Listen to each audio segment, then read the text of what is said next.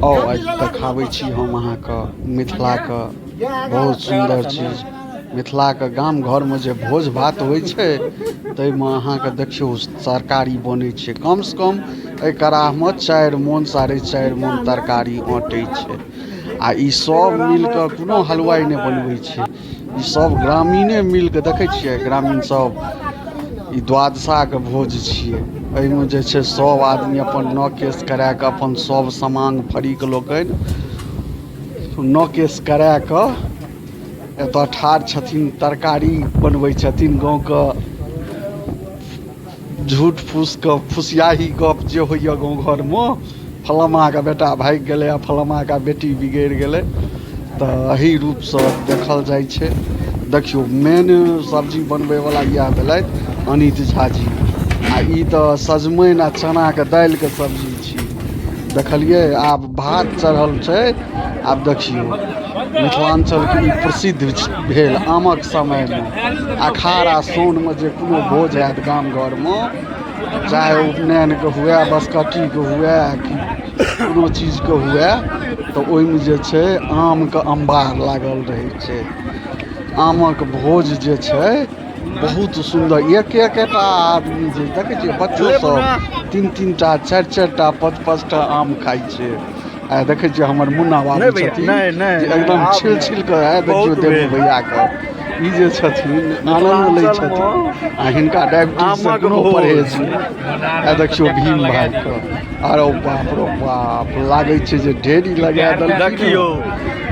बहुत सुन्दर है। देखियौ हमरा सबके अनित भाईजी छथिन जे तरकारीके प्रमुख छथिन। जे गाम घरमे कतहु भोज भात होइ छै तऽ तरकारी बनबै लए, यानी कि तरकारीके मुखिया भेलै। कतेक नून, कतेक तेल, कतेक मसाला, हिनकासँ बढ़िआँ गाममे केओ नहि बुझै छथिन। देखियौ बहुत सुन्दर तरीकासँ सब आदमी खा रहल छथिन। आ ई खाइत बड्ड आनन्द आबै छै लोकके।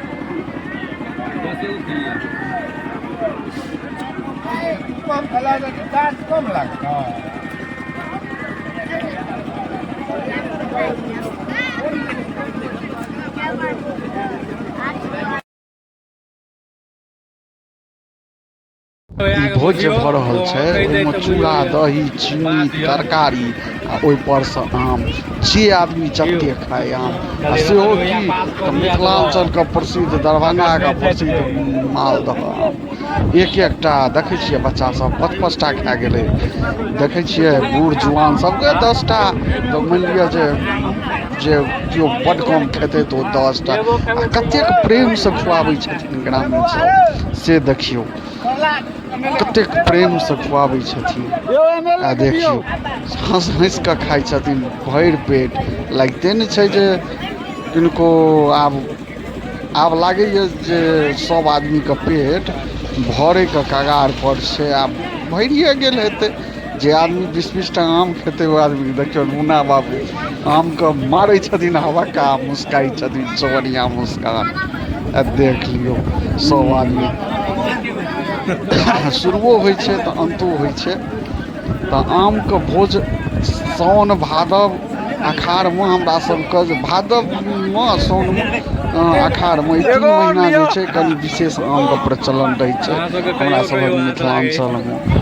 आ ई चीज, ई भोज जे छै अहाँके पूरा भारतवर्षमे मिथिलाञ्चलके सिवा आओर कतहु नहि भेट सकैए। तेँ हेतु अहाँ सब आदमी एहि चैनलके सब्सक्राइब जरूर करियौ, लाइक जरूर करियौ। एहन एहन वीडियो हम भेजैत रहब, डालैत रहब। आ कोनो भी तरहक एहिपर गलत कमेंट नहि हेबाक चाही। एहि दुआरे जे ई श्रद्धाके चीज छियै, एहिमे श्रद्धासँ लोकके भोजन करबै छै। आ कतेक आनन्द हँसी खुशीसँ देखियौ, जे नहियो सेहो 2 टा आइ तोरीवलाके देख लियौ। सब आदमी बहुत प्रेमपूर्वक। तेँ हेतु अहाँ सब आदमीके बीचमे मिथिलाञ्चलके छोट छिन चैनल मिथिला अभिव्यक्तिके, मिथिलासँ जुड़ल हर चीजके हम देखाबऽके प्रयास करब।